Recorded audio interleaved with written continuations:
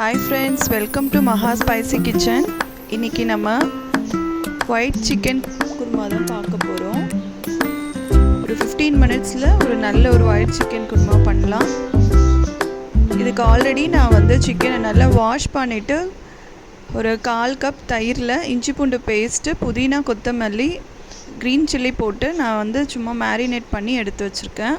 நம்ம அரைக்க வேண்டியது ஒரு மீடியம் ஸ்லைஸ் ஆனியனும், ஒரு 10 கேஷ்யூ, அதுக்கப்புறம் லவங்கம், பட்டை, ஏலக்காய் இதெல்லாம் போட்டு நம்ம அரைச்சி எடுத்து வச்சுக்கலாம். இன்னும் அரைக்க வேண்டியது பார்த்திங்கன்னா தேங்காயும், கசகசா, சோம்பு அதையும் நம்ம அரைச்சி எடுத்து வச்சுக்கலாம். இப்போ நம்ம அடுத்த ப்ராசஸ்குள்ளே போயிடலாம். ஒரு பேன் வச்சுட்டு ஆயில் விட்டுருக்கேன். இதில் கொஞ்சம் சோம்பு, பட்டை, ஏலக்காய் போட்டிருக்கேன். அது சிம்மில் வச்சுக்கோங்க, கரைஞ்சிச்சின்னா நல்லா இருக்காது. அதுக்கப்புறம் நம்ம ஆல்ரெடி அரைச்சி வச்சுருக்கிற வெங்காயம், கேஷ்யூவும் அந்த பேஸ்ட்டு அதில் போட்டுடலாம். அதில் ஆல்ரெடி நான் பட்டை, லவங்கம், ஏலக்காய் போட்டிருக்கேன். இது நல்லா பச்சை வாசனை போகிற அளவுக்கு நல்லா அதை வதக்கிக்கணும். பச்சை வாசனை நல்லா போனதுக்கப்புறம் ஒரு 2 நிமிஷம் நல்லா வதக்கிக்கோங்க, மீடியம் ஃப்ளேமில், அடி பிடிக்காமல். அதுக்கப்புறம் இதில் நம்ம இஞ்சி பூண்டு பேஸ்ட்டை சேர்த்துக்கலாம்.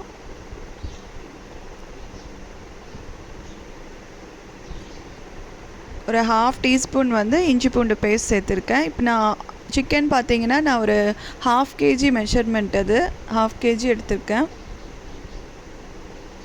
ஆனியன் பெரிய சைஸ் ஆனியன் 1 அரைச்சிருக்கேன். அது இப்போ எல்லாமே ஒரு மிக்ஸ் கொடுத்துட்டிங்கன்னா நல்லா அந்த பச்சை வாசனை போயிடும்.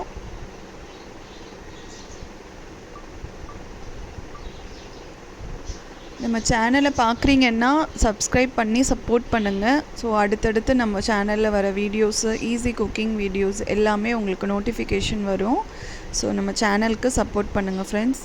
இப்போ நான் ஆல்ரெடி மேரினேட் பண்ணி வச்சுருக்கிற அந்த சிக்கனை பச்சை வாசனை போனதுக்கப்புறம் அதில் நான் சேர்த்துக்கிட்டேன். உங்களுக்கு இது ட்ரை பதத்தில் வேணும்னு நினச்சிங்கன்னா நீங்கள் டொமேட்டோஸ் சேர்க்க வேண்டாம். எனக்கு இப்போ கொஞ்சம் இது கிரேவியாக வேணுன்றதுனால இதில் நான் டொமேட்டோ பியூரி நான் சேர்த்துக்கிறேன். இப்போ ஆல்ரெடி மேரினேட் பண்ணி வச்சுருக்கிற அந்த சிக்கன் எடுத்துகிட்டு இதில் ஆட் பண்ணியாச்சு. அதில் என்ன போட்டிருந்தோன்னா தயிர், புதினா, கொத்தமல்லி, இஞ்சி பூண்டு பேஸ்ட்டு, கொஞ்சம் உப்பு ஆட் பண்ணியிருந்தேன். ஒரு 2 ஸ்லைஸ் பச்சை மிளகாய் போட்டு மேரினேட் பண்ணி வச்சுருந்தேன். நமக்கு ட்ரையாக வேணும்னா நம்ம இந்த மாதிரியே பண்ணிவிட்டு பெப்பர் ஆட் பண்ணிக்கலாம். நீங்கள் காரத்துக்கு பதிலாக நான் கொஞ்சம் கிரேவி பதமாக வேணுன்றதுனால நான் டொமேட்டோ பியூரி நான் ஆட் பண்ணிக்கிறேன். அதாவது 2 பெரிய சைஸ் தக்காளி நான் மிக்சியில் ஸ்மாஷ் பண்ணிட்டேன். இப்போ கிரைண்ட் பண்ண அந்த டொமேட்டோஸ் நான் இதில் ஆட் பண்ணியிருக்கேன். இதுவுமே நல்லா சேர்ந்து பச்சை வாசனை போகிற வரைக்கும் கொஞ்சம் நல்லா கொதிக்க விட்டுருங்க.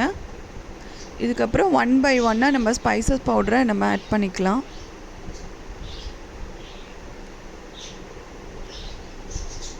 ஹை ஃப்ளேமில் வேணால் மீடியம் ஃப்ளேம்லேயே வைங்க. இப்போ கொதித்து வந்த உடனே லைட்டாக கலர் சேஞ்ச் ஆகும்.